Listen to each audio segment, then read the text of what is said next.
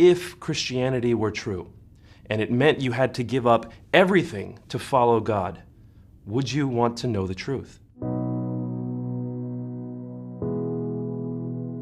I was a mama's boy. Every time we went out somewhere, if I were scared, I would run up to my mom. I would stay very close to her. If I were sick, I would put my head on her tummy. I was very, very close to my mother.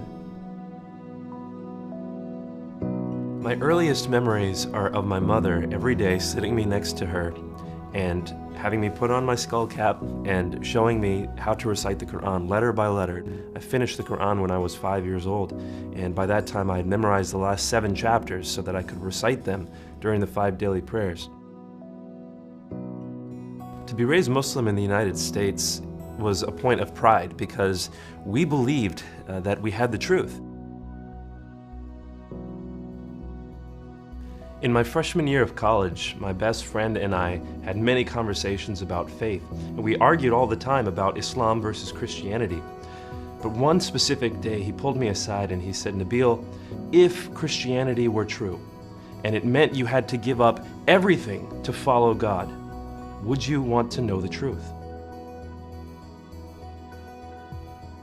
It took a long time before I was able to determine for myself, even if I lose everything, it's worth it.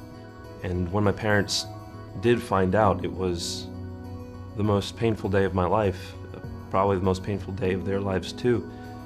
And I'll never forget the look in my mother's eye.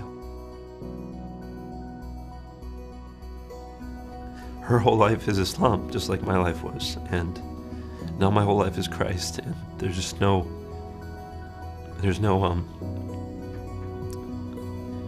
connection anymore.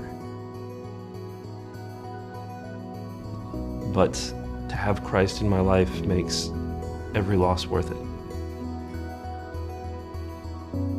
My hope and my prayer for this book is that everyone who picks it up would draw closer to one another.